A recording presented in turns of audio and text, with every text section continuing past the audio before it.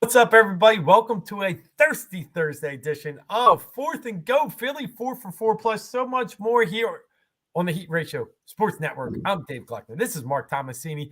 We're ready to have a jam-packed episode of all things Philly sports and a little bit more, as like we say in our slogan, our tagline, because we got the Super Bowl. Yes, the Eagles aren't in it, but we got to talk about Super Bowl 58 coming up. Trade deadline in the NBA just happened today.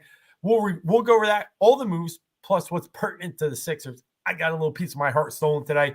Talk some Phillies, some Flyers. But with that, let's bring in Mark. How you doing, bud? What up, what up? It's a night for a champagne of beers because not a lot else going on. The high life? Living the high life, of course. That's it. Yeah, bud. So listen, I was out doing some things tonight, had a baseball practice. And when I got back in my car after my baseball practice, I'd told my 11-year-old, and we'd just been to the Sixers game on Monday against the Mavs, and I said, we traded Pat Bev, and I didn't hear a word. I turned around. There were tears coming out of his eyes. Nuh-uh. Yeah, that's how much. And I'm like, dude, I get it, because I was digging Pat Bev too. I didn't know it resounded that much with the kids here, but definitely, he knows basketball, but doesn't even, attach the campaign like you would attach to a guy like Pat Bev. And I get that they're trying to open up space to buy someone out. Well, or at least someone that gets cut they can buy out. But in the end, I'm telling you right now, you can say what you want. I love the Buddy Hield move. I love some of the other stuff that they're trying to do. But trading Pat Bev for Cameron Payne made no sense. And to send him to the one team that you're trying to catch, I don't get it. But, I mean, I do like that the Sixers were somewhat aggressive because they couldn't stand still. And I don't need Cork Mott's here anymore. Yeah, it was a very weird day, to say the least. I was kind of going on Tony's show on the final, I think it was Final Judgment? Yeah, Final Judgment earlier today. He went live around 11. Yeah. 11:30, and him and I were going back and forth. I was writing in. That's right about when Buddy Hield hit. He hit around then. Noon. Probably like an hour and actually maybe 2 hours. So closer to one. I would say it was. I feel like Buddy Hield was the first move of the day. It was, but there 3 o'clock was the deadline. I remember Buddy around 12-ish, but whatever. No, it was definitely way before that. Oh, good. Yeah, no, that was closer to 9:30. I would think it was it kind of started the day. It was okay, we're now really moving, because last night there were reports that even Keith Pompey was like, there's no movement or traction with a Buddy Hield deal between the Sixers and the Pacers, nothing. That was there. And I think the fact that Pompey addressed it really meant that there was something going on. Yeah, I mean, obviously Buddy Hield is the big get. Excited that they got sniper. Yep. For a 3-point shooter. Hopefully it takes some of the pressure off of Maxey. Hopefully that offense can flow a little better, because when they're double and triple teaming him, he really can't do much, as we see. So I think that was a good get. But when you look at everything that they did through the day, they got rid of a lot to get a little back. And really, I think Buddy Hield was the only piece that they got back. You look at it, they got. Okay. Campaign, he's a better 3-point shooter than Pat Bev, but you're gonna lose. And I think Payne is shooting 39% from 3 this year. I mean, Pat Bev was only 30, so obviously it's a big difference in that regard. But I think Pat Bev all around was doing really good, and the fact that really you're doing this to buy out Lowry is washed. I mean, that like I said, the hope is that he can maybe gut in and change the scenery and he can pull something together. But I don't think it's that much of an upgrade to go from Pat Bev to Kyle Lowry. It's not an upgrade. I agree. Right. Yeah. And that's the problem that we're looking at here. So now we're going to have to spend the money.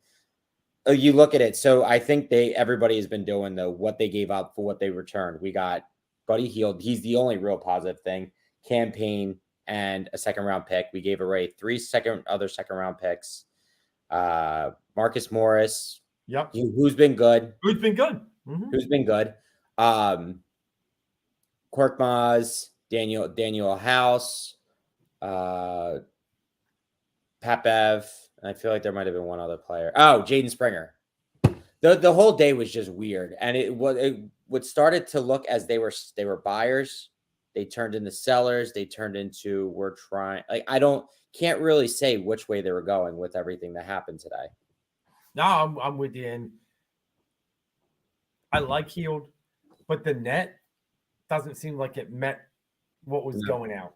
Like I'm you like I gotta see the next move because you cut salary. I mean that's what they were trying to get under the apron so they could buy someone, pay for someone that gets bought out. But dude, you gave away a guy in Marcus Morris who grew up in Philadelphia, who came here, was playing, like you said, solid basketball that, was inspired to play, got to ring the bell, was like pumped up to be here. Pat Bev is an absolute Philly guy. Like, absolute. Like, did you see his podcast the other day when he was talking about Ben Simmons? Yeah. Oh, it was so good. He's like, dude, I walked up to him like, why are they booing you? He's like, I thought they were booing you. He's like, dude, you're corny as hell, and walked away. They talked on the rest of the game. Yeah, I love him. I absolutely adore Pat Bev. And like I said, like, I'll take Kyle Lowry, Villanova kid. I get it. But like, he's also a Brooklyn kid. It's not like he's rooted in Philadelphia. Right. I don't know. But like, I can tell you this. Going to the game Monday night, watching the game the other night against Golden State when they fizzled out late being third quarter. They're bad right now. Yeah. They do need something, like they need some infusion of whatever it is. And maybe that's the Heald pain. And then they bring Larry in to be that dog. Okay. But I don't know, man. I don't love anything about it. And really, I think we're getting to the point now with Joel Embiid. We understand he's out at least 4 weeks until they kind of re-diagnose what's going on. I think we're at a lost season. I hate to think that too. And honestly, like, what would have salvaged it and didn't happen?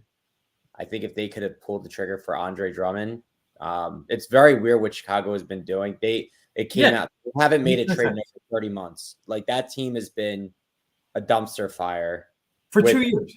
For 2 years. Yeah. They have not made one trade. And Levine's out for the rest of the year, by the way.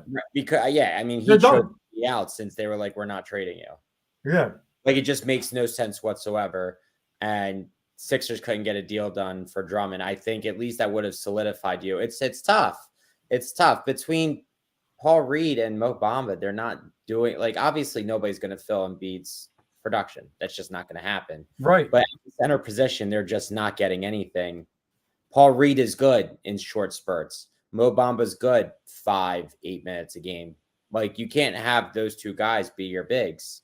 Right. Andre Drummond is somebody who works for rebounds, gets you a shit ton of rebounds. Like, he's the type of guy who can get 20 rebounds in a game. It's possible. Like, he's big body, and he can get you some putback points, and he can keep offensive possessions going. Like, the one thing I didn't want them to do is to give up a first rounder unnecessarily. And I really don't think that the price would have been asking for that. Right. But I really don't think it's tough because, like, when I was I was so optimistic after the Heald trade when I was talking to Tony, and I was like, they sign Lowry, they bring in, Andre Drummond, and you have Buddy Hield. This team is totally moving forward. They didn't do enough. And it's just a weird place to be in. It's a really weird place to be in. Yeah, and then you probably saw the Joel tweet that he put out today talking about a lot of teams got better. It's good for competition. I mean, like, was that a shot? Was that? Or does he think we got better? I don't think he can think that. Yeah. I don't know. I mean, I know he liked guys like Marcus Morris and Pat Bev. So it's like I kept thinking, okay, there's got to be something bigger here. There's got to be something bigger here as the day was going on.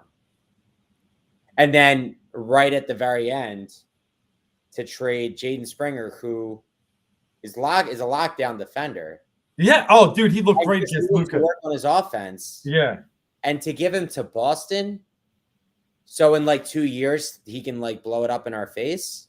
Yeah, I don't know how much. Now, I don't know. That's putting a lot of stock. Don't get me wrong. It's not all, but it's like to recoup second round picks.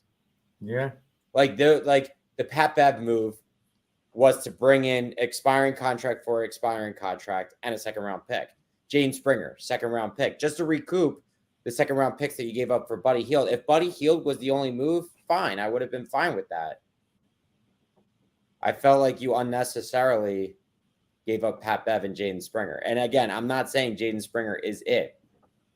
But if that kid puts together an offensive game, he's a good player in this league. He's a good role player in this league if he puts together. I don't disagree with any of that. I watched him play hard against Luka the other night. I'm like, this guy is frustrating Luka. Right. He is a chest to chest, moves his feet well, good defender, like you said. And I'd have to look at Springer's contract, but I got to believe we've had him for at least 3 years already. So this could be he could be on the back end of a deal. But, and I actually think Hield is too. So I think it's almost a rental if we're not able to resign. Spring or Hield, yeah, Hield is he is an expired contract. He's $18 million, but I think he's eligible for 2 years, $40 million next year. I think he's somebody that it seems like that's a move that you would make to actually bring him back if possible.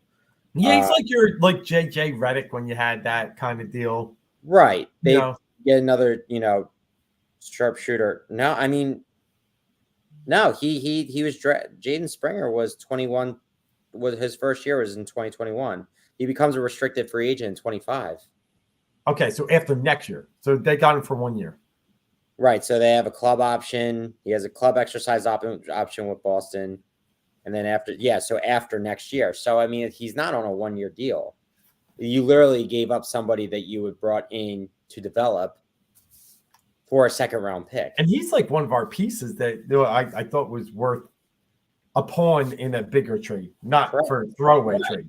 Not just for a second round pick from Boston, for I think like the 41st pick in a draft. He was what, a 20th pick? Something around there. Yeah, he was first round from Tennessee. He was first round, right? Yeah. It didn't make sense. I was like, there's got to be more. There's got to be more. There wasn't. Yeah. I agree with you. The got to be more part is just, it's a head scratcher that they went this far to do these things. There better be a move behind it because that's the only thing that maybe we're not seeing it. But it's Kyle Lowry. I mean, or Spencer Dinwiddie. I don't see who like Robin Lopez has with Sacramento. He's going to be bought out probably. But there's no bigs. All the bigs moved. Well, Robin's already with Milwaukee, I think, with his brother. No, he got traded to Sacramento today. Gotcha. And Sacramento's probably going to buy him out. Okay. Gotcha. Yeah. Yeah. So it's like again, between Paul and I like Paul Reed a lot. Mo Bamba has talent, but he's a bonehead because he makes a lot of mistakes. Mm-hmm. Between the two of them, you're not really getting much at the center position. Obviously it's with Embiid, he's always the advantage. Nobody can go toe to toe with him. Now, that's a disadvantage for us. And now Maxi's being doubled and tripled. And and Tony was very high on Tobias this year. And Tobias has had a good year. But again, Tobias, he's just good. When Joel is out, he does not take advantage of the moment. No. He just doesn't. And it's not like they're triple teaming him. I agree. He's good, but not great. Hey, do I like Tobias as a fringe player? Yeah. Everybody will point to his salary and be like, oh, I don't get it. But like, I don't look at salaries. Like, he's like, I almost think he's a necessary third or fourth wheel, but he's not going to take over a game. I agree. But that's the problem, though. There are a lot of those guys in the league can do that when they're asked to. Yes. There's a reason why Tobias bounced around most of his career before here. Mm-hmm. Because he doesn't have that it factor that, like, he can score 30 points when Maxi's doing it and when Embiid's doing it. But he's not, like, he's done it, once or twice in his career. He's, like, when he's been the only guy, he's put up massive numbers. Mm-hmm. Like, he just can't do it, and I understand that, and I know I'm saying the same thing for Maxey, but Maxey is all the talent in the world. He does things that a lot of people can't do, but he's still young, and he's going through some rough times right now when they are focusing all on him, and when it's clear they're like the defense is they're throwing the sink at him. Well, and then when they try and set that high screen and roll, it's a complete trap. Like there's just they have no other interest except stopping him because for what Oubre is, which he's nice, he's not going to take over a game, but right. That's why we got him on the deal that we got him, like a 1-year deal like that. He's got talent, and there's some times where he can put up 25 points in the game for you, but that's going to come with junk. That's going to come with slashing the lane. Like, you need facilitators to do that. And right now we just don't have any of that going. Like, without Embiid, the lanes, the backdoor dishes are just not there. They're not. There's nobody to take attention away from the lane.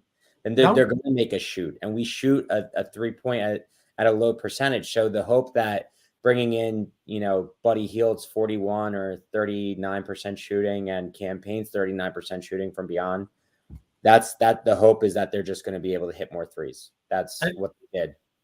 And they're both, for what it's worth, they're both scrappy players. Mm-hmm. But yeah, in the end, I don't think the Sixers got better at the trade deadline. And like you said, we're waiting out the idea that it's Kyle Lowry. That doesn't really tell me we're much different either way. Right. So say it is Kyle Lowry. You got to put him in the starting lineup. Is Melton coming back soon? I guess soon is what I'm hearing. Melton was supposed to come back against Dallas. Did he? No, he didn't play. No, he didn't play. And he didn't play against Golden State either. Right. Yeah. So tomorrow night's Hawks, I think. Yep. So maybe him there. If he's there, I don't put in. Lowry won't be there. But ideally, starting lineup: Maxey, Lowry, Oubre, Tobias, Paul Reed. It's still they're not. Yeah. It's again Maxey, Lowry, Oubre. Oh yeah, Oubre, Tobias, Paul Reed. That doesn't really. It doesn't do anything. And it's right. It's just like I mean, did they? Unless I don't know, but it's weird because the whole reporting of this whole knee thing with Embiid has just been so weird. Like they still don't have. Like, they said he had successful surgery. Like, because if you were going to do the surgery that puts you out for 5-6 months, then the season's over. He's done. Right. You don't make these types of trades. So they have an idea that he's coming back, but it's just like you did stuff, but you didn't do enough. It's like I still think they're a touch better now than they were before, but at what cost? That's really, to me, that's how I look at it. Like, you got marginally better, but at what cost? Yeah. I mean, as much as I like a Morris guy, like, I mean, he's just a fringe, 15-minute guy, and he gets a little more minutes when you need to. But yeah, maybe marginally. But Sixers are in trouble. I mean, they're in there's a very good possibility they fall the playing game. Last week when we were on the air, I was worried about them falling to 5 or 6. Now I'm very much worried about them falling to 7, 8, or 9 because they look terrible. They look absolutely terrible without Embiid. Yeah, it's tough. We didn't know he was going that long last week when we talked. Yeah, but I mean, you had to figure that was the case. Yeah, yep. But I just this morning when the Hield trade came in, I was like, okay, they have a plan. Like, they did this with a plan in mind. Again, unless there's something that's unforeseen, but really it's never like that. Unless like somebody crazy gets bought out, but I don't think there's been any indication. Like, the surprise today was that Dinwiddie would be bought out, and Dinwiddie has been nothing. Yeah. Like, you bring in Dinwiddie and could bring in Dinwiddie and Lowry. They have a couple roster spots open. I mean, there was one trade, and I'm like, no way they wanted, like, this guy wants to go anywhere. Who was the one? So he might get just cut and bought out. Olenek? Yeah, Bogdanovich, I know, went, and Burks went to the Knicks. There was talk about that people are like, why didn't the Sixers make that move? Oh, it's a good move. New York had Quentin Grimes, and the Sixers didn't have a player comparable to give them. That's what put it over the top for New York to be able to get those players. Yeah, but there was just one, and I was like, okay, this guy's going to end up getting cut. No, that's not it. I'm looking. Mavs got something late. Schroeder, you're right. That's the Dinwiddie thing. Olynyk maybe because they probably wanted Abaji. Yeah, maybe that's what I was thinking. Maybe I was thinking Olynyk could be, but I mean, I'm not buying him out because it went. Grant Williams, and I hate that guy, but like, why would Charlotte want him? He's going to be picked up somewhere. Yeah, because people were thinking maybe he's going to get flipped, but he didn't. Yeah, and then he didn't get flipped, so maybe that's the one I was thinking about. But I don't understand how we had to give up 3 players. I didn't even know we had McDermott, but what do you mean? It says we gave away Doug McDermott. No, so McDermott. So what happened is that Sixers Pacers trade turned into a 3-way trade with the Spurs. So Doug McDermott went to Indianapolis. Marcus Morris went to San Antonio. So there was thoughts when they first made the trade. It's like, obviously you can't bring back somebody who gets traded in that same season. But then there was the rumor that he got traded to San Antonio.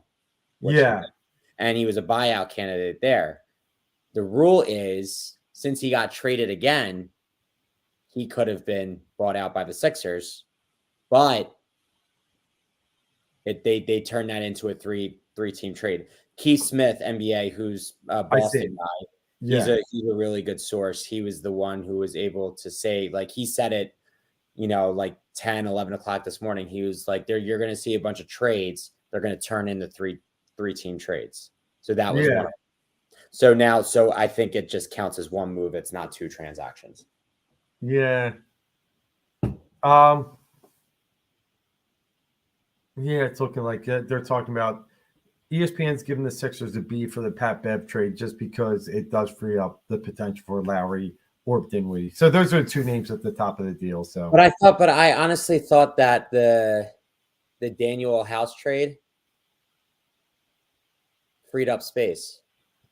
Yeah, I think it did. I thought it did. That definitely got us under the certain thing.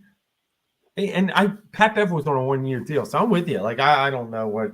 Yeah, like there was expiring contract for expiring contract. What ESPN saying it clears room in the backcourt, but why? Because Campaign's a point guard like Pat Bev. Again, it was a swap.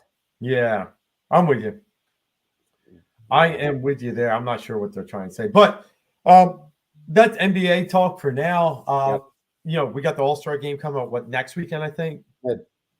Is it? Oh, is it next? Yeah, because Super Bowl is this weekend. So yeah, they announced all the skills competitions and you got the 3-point contest coming up, all that. But yeah, usually it's right around Valentine's Day, so I think it's next weekend. That would make sense. Yeah, I'm double checking that. I thought it was this weekend, but that would have been too crazy. Sunday the 18th is All-Star game. Yep. So that kind of wraps up our NBA talk today. Let's get into quickly Phillies talk. I'll say this much. All quiet on the Western Front is fine and good. There's been these fringe trades for some minor league arms, some potential bullpen arms, but the Phillies, I've seen power rankings come out right now, Mark, and I'm going to put you on the spot. Give me your top 5 teams in the MLB right now on the spot as it is, and do the Phillies make it number 1? Philly, like MLB, not MLB. Give me your number. Who would be ranked number 1 in Mark Thomasini's power ranking? And if you want me to lead off, I can. Why don't you lead off? I'm going to go. It's got to be Dodgers right now, obviously, with Ohtani and the Japanese pitcher they got, and just all the power they have behind that. I'll go Dodgers 1. I don't think they did anything to get better, but I think they're still a really good team. And we're, obviously we're. Ohtani didn't get them better? No. Oh, no. Oh, are you telling me to say my number one now? Yeah. I agree. Yes, I agree with the Dodgers. I thought we were going 1-2. Yeah. All right, you go number two. I agree with the Dodgers for sure. But I almost think overrated. I like. Yeah, I'm there. I'm not ready to commit. Like, I mean, if you had, again, on the spot, it's the Dodgers. I just don't. I can't see them winning the World Series. That's just me. No, I'm with you there, but they got to at least be crowned preseason champs. Who's your number two? Right now, I don't know. I can't get them out of my head. I was going to say the Atlanta Braves. And you were like hesitating. They didn't get. I think they got a lot better. Chris Sale, I think, is great arm that they got from the Red Sox. Yes, often injured. Kalenic, they got in a trade from the Mariners. The Braves always seem to find this Olsen or what was the catcher they got last year? Murphy. I think it's Sean Murphy, but they just seem to find these fringe guys. And Olsen turns into a 50 home run hitter, almost MVP of the league. So yeah, I'm with you. I'm gonna go Braves too. My three. It's a toss up here. A couple good teams out there. I will say I gotta respect. I'm still gonna go Astros. I wanted to respect the champs, and they're good, but the Astros just keep adding people. I'll take the Astros as three. This might be recency bias. Part of me wants to say with the Corbin Burns deal, I want to say Baltimore. I almost went there too. I did. Okay. I like it. That would be my three. All right. Then you go 4 now. Then I'm going to say the Astros. Okay. So I'm actually going to go Phillies 4. Okay. World Series and NLCS. So they've definitely been in the top 4 of the past 2 seasons. Yeah. I mean, we can argue if they got any real better in the offseason, but in the end, a full year Harper is going to be good. And I think they still have a big move to make, whether it's Jordan Montgomery, Blake Snell, or someone else, maybe a Dylan Cease trade. I'll go Phillies 4. And then it's back to me. So 5, I want to go Baltimore with you. I do, but I'm going to respect the champs right now. I'm going to go Rangers 5. Right. So that was the other team I was dealing with. But I want to say I'm between the Rangers and the Phillies. The thing is, with the Phillies, we have still projected, and by all accounts, one of the best rotations. Agreed. I'm going to say Rangers. But I feel like that could hinge on if the Phillies make a move. But right now, I would say Rangers 5, Phillies 6. All right, it's Phillies 6. And then I'll probably put Baltimore at 6, but I will tell you this much, and I'm convinced the Yankees are going to be better next year. So watch out for them. Another team I'm keeping my eye on that I think has improved during the offseason, but to what degree we'll have to see. I think it's the Cincinnati Reds. I'm not putting them in the top 10, but watch out. If Lodolo's healthy, if they get Hunter Green rolling, that NL Central is wide open. All the Cardinals did was sign old people. I'm not convinced they've really fixed everything. They got Matt Carpenter just recently, but they got Kyle Gibson. Their rotation was a mess, and I know they filled some of it, but I think that NL Central's open. So watch out for the Reds. And then, I mean, obviously out west, we got to respect the Mariners still. They've made some key moves. So we'll see. We'll definitely see. But yeah, I think, where I'm at, the NL is still a little stronger than the AL. It is. Yeah. AL just has a couple power teams, but the NL is, in general, more consistent. Yeah, because we didn't even talk about the Diamondbacks, who I think with the, obviously made the World Series and made some really good moves in the offseason. And the Padres are just giving up. The Diamondbacks will be heard from this year again. Yeah. Yeah, I think so. It's just it's a tough roster to go against. What's your take on the Mets? Mets are a mess. I agree.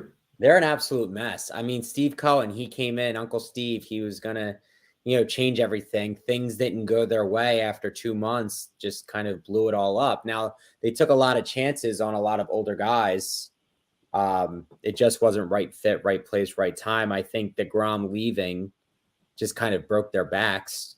They were supposed to be in on Ohtani, and that wasn't happening. But I just don't think that Ohtani was ever considering the East No. Coast. I just don't think it just seems like most of the Japanese players just are not accustomed to the East Coast. The Phillies are. Fun fact. There's this guy, Kazuma Osayama or something like that, Japanese player. They're playing like not real. I don't know what the tournament is that's being played right now, but Japan played USA tonight, and this kid went deep. It's down Miami, and apparently it's somebody that the Phillies are heavily scouting. And also so hopefully, I mean, that would be cool. I would like to see if we start bringing in Japanese players, but Dombrowski did say you wouldn't believe the deal that we put on the table for Yamamoto. Yep. He just wanted to go out west. And with Ohtani, I get it. Yeah, I get it, but it's just like Phillies made a real run at that. It stinks that they do it. But that's why I feel like if you were going to give him all that money, you can pay a Montgomery or a Snell. That's what. And who would you prefer? Because I'm on the fence here. As much as Snell won the Cy Young, I really like his metrics. Just scare me, and the way that he's injured. He's injured a lot. Yeah, I know you can get Montgomery cheaper. I know he's older, not much, like 2 years, but I almost put my eggs in Montgomery's basket. See, the thing is, I really like Snell a lot, but I just don't love the injury history. But I can't pay him 6 years. I can't pay him 5. Well, think about it. When we signed Arrieta, he wanted $200 million, and we got him for 75 over for 3 years, right? I think. Maybe that was only 3 years. So I think the fact that Snell hasn't even been mentioned, his price has come down a lot. True. He's going to have to buy into something, and I think this would be a great place for him to do so. Not a huge fan of his attitude. I feel like that can go against him, but I feel like this clubhouse would be able to get him on the right track. I would take Snell. Yeah. I mean, listen, if I can get Snell for under $100 million, right? Like if I can get him for a Taiwan Walker deal, yeah. I was always against Snell just from the standpoint of I thought it was going to cost me $150 to $200 million. Sure. If he comes down to 100 or less, I'm in over here Montgomery. I want K power, and that's what he has. All right. Think about what Nola got. Like he's definitely getting a lot less than Nola. And 2 Cy Youngs. Yeah. We're talking about now, right? And lefty. Yeah. Like there's all the benefits behind it. And the thing with Dylan Cease, he will get moved eventually. The White Sox are a dumpster fire, but you're going to have to move something decent, right? And I'd rather use money to bring in my asset than use assets to bring in assets. Well, it's like the Phillies have checked in on the closer in Cleveland, but they want a lot. Clase? Yeah, they want a lot. And I can't. Justin Crawford is the name that's been attached to that, and they're not going to give Justin Crawford for a closer. It's just not happening. No, and then the Dodgers did just re-sign Clayton Kershaw, so I think that takes them out of the bidding war for anybody like that, like a Snell or a Montgomery. So I'm with you. And we saw this. I think Arrieta was later, but who else drug on and didn't get signed until like first week of March? There was a we could even go back to I want to say Castellanos was that Castellanos and Schwarber, I think. I'm trying to think. Yeah. They were like a week or two apart. And Castellanos, I do remember, was like March. I'm trying to so that was the year of the strike. That was 2 years ago. I was down in Marco Island because we were supposed to go to spring training, but the season was on lockout at that point. Yeah. So that was definitely like March 17th-ish, around St. Patrick's Day. And I think Schwarber was like the beginning of March because everything was like pushed back a little bit. So, but again, that's lockout due. But still, I mean, we're about to be in the double digits of February. So, I mean, things could draw out for another week or two. I thought we would start hearing more moves at this point, and we just haven't gotten to that point. Yeah, no, I agree. Be interesting because, hey, by the way, you talk about spring training, Mark. I am going down to spring training St. Patty's Day this year. Got 3 games locked in. Just bought my flights. going 17th through 23rd or something like that. Excited. I haven't been down about 10 years. It's been since my oldest is 14. I think I took him at 2 or 3 years old. So it's going to be, I'm looking forward to it. It was Bright House Networks Field back when I last went. I forget what it's called now, Lumen or something. I don't know. I'm actually going to be there a week before you. So when do you get there? So I fly into Tampa on the 7th at that night. The next day, the Phillies play the Astros on Friday the 8th. And but then the day after that, we're driving down to Marco Island.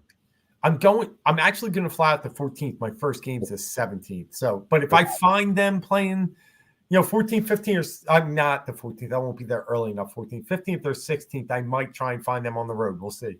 Yeah. When are you flying back? The 13th. Yeah, we're on. Yeah, so we're gonna miss each other completely. Yeah, we're just going for the one game, and then. Are you going to Clearwater for it though? Yeah, no. We're actually going to the game. No, I'm saying they're a home game. A home game. You're going. Yeah, the home game. Yeah, they're playing at Boston. Yeah. So we're excited to check out Frenchie's. I think WP's going to be there when I'm there. So looking forward to that. Yeah, I got the I think mine are I got the Rays. I'm looking at my tickets now, and the Yankees. So some decent teams. Yeah, last year I went to the Red Sox field. I think they were right outside of the Fort Myers airport. They play in Fort Myers, and they played the Rays that day. But I mean, there was not one player of note playing on either team. I'm sorry, it's Rays, Blue Jays, not Yankees. Oh, okay, that'll be good. But I'll take Blue. Yeah. Yeah, absolutely. No. That's Blue Jays are legit. Yeah, I think that's another team we got to talk about. Top 10 in baseball, probably. Yeah, their problem is they shrink when the time is when the lights are brighter, right? Like I think they scored one run against the Twins in the playoffs the year before. They scored nothing. They had one big game against the Mariners and then got shut down. So their offense needs to wake up when it's time, but it's good in the regular season. Yeah. Oh man, that's awesome that you're going down. We'll have to talk it up. We'll have a couple. I know. I'm excited. Yeah, I just bought tickets. I'm not a flyer. I've been driving a lot to Orlando in the past few years, but we decided to fly just because the schedule's better. Frontier. What do you know about Frontier? You're fine. So before I've had to take Frontier a lot. Okay. I mean, the thing is, my dad flew for American and stuff like that, but just with how crazy the prices are. That's where my points are, American, but I couldn't do it for 5 of us. Right. Yeah, Frontier, it's honestly like I think they've gotten better since all the other like airlines have disintegrated and everybody's dissolved and merged and that whole thing. I think you're fine. One time I had one issue that a plane just never came like until later that night. It was return home from Orlando. Yeah. But besides that, I mean, I've taken it a decent amount of times. Just get me there. I don't care. I'll sleep. We'll get you there. We'll get you there. Yeah, just get me there. You're good. I ended up, I didn't pay much, but I got the front row. But I think the front row is actually booty because it's up against a bulkhead. But I don't care. Just get me there. Yeah. Get me there. Yeah. Yeah, you'll be good. Yeah. All right, man. Let's talk a little bit about this Super Bowl coming up. Super Bowl LVIII 58.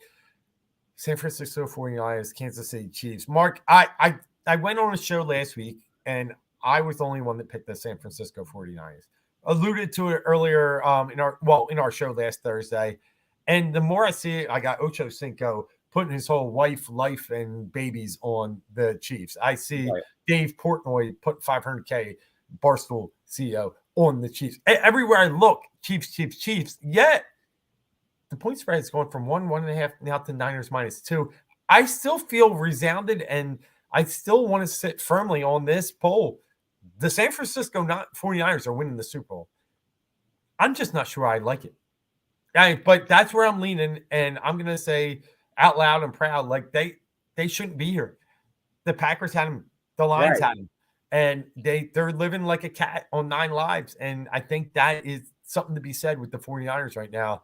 And if I had to cheer for a team, I think I would cheer for the Kansas City Chiefs just because of the Andy Reid background. But I think the Niners are going to win it. Where are you at? So when it comes to who I'm rooting for, I really like this is one of those games where I literally don't want either of them to win. I agree. It's because the whole thing is the extracurricular stuff with the Chiefs. I can't stand the 49ers. I mean, I guess with a gun to my head, if I'm allowed to say that, I guess I would lean towards the Kansas City Chiefs interest wise. But again, that's, Travis Kelce. I'm over all that. Anywho, before I get into crazy diatribes about the Chiefs, who I'm going to spare everybody. But I get what you're saying, but also I could use your argument for the fact that the 49ers have been on 9 lives. Yeah. Against you too, though. I agree. You can. They should have lost to the Packers. They should have lost to the Lions. And the Chiefs kind of have done the same. They had their backs up against the wall with both the Ravens and the Bills. The Dolphins were the only game that was clear and away, but given the circumstances and given that I don't think Miami was ready to be there, you could say the same for the Chiefs. I think the Chiefs defense has the opportunity to shut down the Niners. I think they can shut down the pass game. I think Christian McCaffrey is going to be able to do some things. So that would be I honestly think it would be between Debo and McCaffrey in the short game that would win it for them. But with that being said, I think Spagnuolo, if he's been having these great games and he's been going after the big guns, and he's usually able to shut teams down, even though like Baltimore, they just had a terrible game plan, decided not to run the ball. What got them to where they are? Excuse me. I think the Chiefs defense is going to make it hard for the 49ers. I think Pat Mahomes and the Chiefs offense is going to do what they have to do. They're just going to get by. I think it's a really close game. But I think the Chiefs defense has the opportunity to be a difference maker because they're going to force Brock Purdy to throw the ball. And I think they're very opportunistic and they will be able to rule him out. So I agree. Everything you're saying, spot on. Right. Mahomes versus Purdy. Mahomes is an underdog. Everything you're saying, I got you. But still, men, 83% of the money, 84% of the bets, according to sportsbettingdime.com, is on the Chiefs, and yet this line is still moving in the favor of the Niners. Something just doesn't add up. I'm giving you numbers is why I think the Niners will cover and win. But eyesight, it totally tells me Chiefs. These Niners are susceptible. They should have been beat by 2 average teams. Well, I'll give Detroit maybe is a little above average, but Chiefs are way above average. So, yeah, I'm with you. But in the end, I think the numbers tell me something's up. Vegas knows it, and it's going to be the Niners. And it's going to drive me insane because Debo Samuel's still talking. These guys still can't get the Eagles out of their head. It's just them winning a Super Bowl will be annoying if that happens. Yeah, I mean, and what you're saying too, I think we both understand where both of us are coming from. It's really you're on one side, I'm on the other. But like I look at it, the Niners are that much better on paper, both sides of the ball. They are. Like Kansas City is very talented. Don't get me wrong, but San Francisco is so much more versatile. Better receivers, better running back. Yep. Right. Better offensive line, probably. Right. Better. I would think better defensive line. In total. Definitely. Chris Jones is a difference maker, don't get me wrong, but better linebackers. Better secondary KC has. KC better secondary, but that's better quarterback. I would give the front 7 to San Francisco. Yeah. Because, like I said, Chris Jones is a monster, but when you look at Chase Young, who hasn't been good, but Chase Young, Javon Hargrave, Nick Bosa, Fred Warner, Dre Greenlaw, like that's already right there. On paper is a stout front 7. So I like it. I'm on the Niners. You're on the Chiefs. Anything else that you like going into the Super Bowl? For me, I'll bet a couple fun props. I think I'm going to look at McCaffrey in the receiving game. I know 4.5 receptions is juiced up a little bit, but I will look at that. Chiefs play a lot of man-to-man defense, so I'll look at McCaffrey receptions. I'll look at Brock Purdy running yards because of that fact too, because really, let's be honest, the guy, when he doesn't see anything, he tucks it and goes. And he did that in the last 2 playoff games. So potentially I'll like that as well. But outside of that, I'll just play some fun bets. But I'm probably just gonna play some game bets, some silly prop bets, and sit there and just socialize with people because I don't care about the game. Yeah, the one thing I haven't gotten a chance to look at the numbers, but I feel like this will be a game where the first half will be on the lower scoring side. I would probably take whatever the over is for the second half. Like if you had to do over unders on the between the halves. They got to feel it out the game. Probably under on the first half, over on the second half, because I could see this being one of those games where not a lot is going on, and at the very end they just start going shot for shot against each other. Not like extremely high scoring, but I'm talking about like, I would say 7 or 30 something points in the second half, and I would probably only say like 13, 16 points scored in the first half. So I feel like it could be one of those what turns into a high scoring game, but we'll say, I don't know. So where are you watching it? I think my sister's house. Nothing crazy because they don't like, none of us really care. Yep.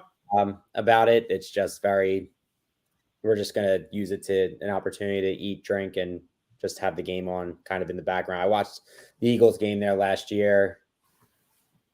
And, obviously this year it doesn't mean anything, but still something to do. I agree. Yeah, I'm going to have some people over right now, like just some close friends, my brother and his family, nothing, maybe 10, 15 people. And we'll just hang out, talk, let the kids run around and, good times. That's all that matters because, the Super Bowl, if your team's not in it, it's actually way more peaceful. Last year, I limited who could come over, and I didn't really get to socialize much, and I was miserable. I just really was. So, as much as I hate the teams that are in it right now, I'm fine. I'll be fine because I'm glad there's no stress. Yeah, no stress. I'll be hanging out, and the game will be on almost as a background. Right. The moment that the Eagles lost in Tampa Bay, I was just like, I can breathe again. Like, it's kind of what it is, and it's just like, do I wish I was not breathing? Yes, but I am. And now I move on. Now I was like, how we played, looking great. You know, because of how we were ending the season, to end it then was the right thing. So exactly, I wouldn't want them to squeeze out something against Tampa Bay just to get smoked by Detroit or Detroit or San Francisco. Something like that. Yep, and it would have happened. But talking about that, I did not catch really anything in the Pro Bowl, but I caught some highlights, I guess. Looked like Jalen Hurts was having fun. So, maybe we got a little more. I won't call him Kawhi Leonard anymore. Maybe we got a fun guy. Yeah.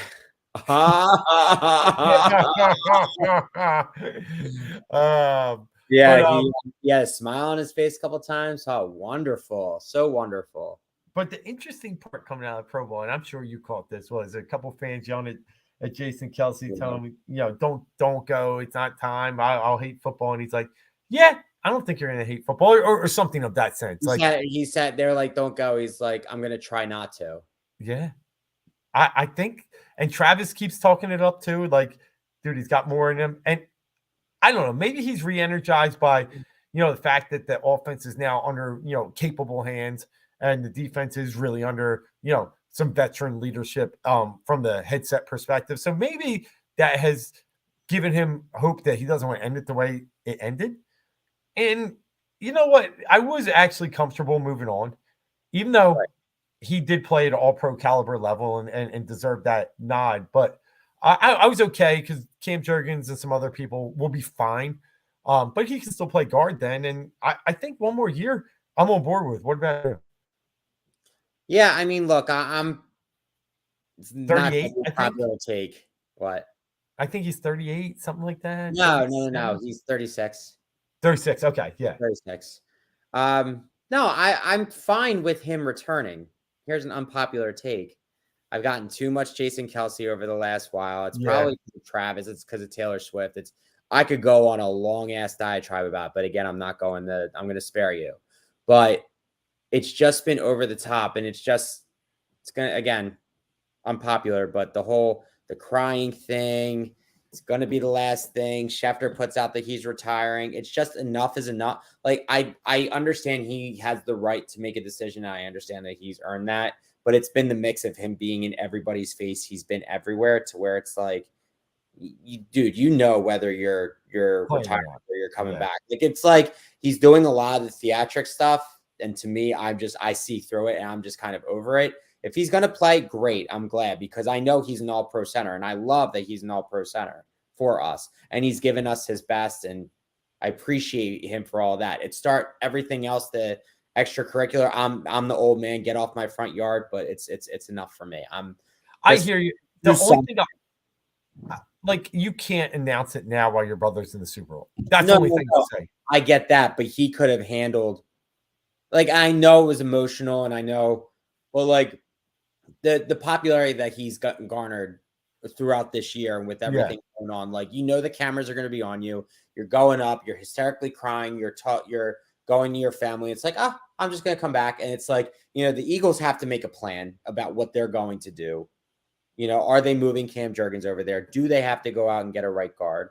We don't know if Tyler Steen can do it. Like, this whole thing. And then it's just like he gets to hold the balance in his hands another year in a row. It's just, to me, I'm just getting tired. But I'm all for him coming back and being our center because I think he still has it in him. He did look like he got ran over a lot, though, in that Tampa game. But I think they just looked reckless. So hopefully that's all it was. But he was getting pushed around. No. He was getting pushed around big time. There was times he was like flat on his butt. I tell you, I like the unpopular because the popular often doesn't win. So the unpopular takes are always a hot take that I love to hear. But with that, we're up against the 11 o'clock hour here, moving into probably another Heat Ratio live segment with Tony Cotillo, bringing you through the night with some really good hot topics, as we like to do here as well on Fourth and Go, part of Heat Ratio Sports Network. Listen, we'll be back next week. We'll talk a little bit more about our spring training ventures coming up. We'll talk some because the Phillies are going to be getting some of their players in town. We'll talk some Sixers, see if they can start to, turn this thing around a little bit. I'll be going to the Heat game on Wednesday night, so I'm looking forward to that. But other than that, we'll also recap the Super Bowl next week. As you can tell, we care, but we don't. But with that, Mark, you got anything else? No, it's hope for the best. Hope for the best.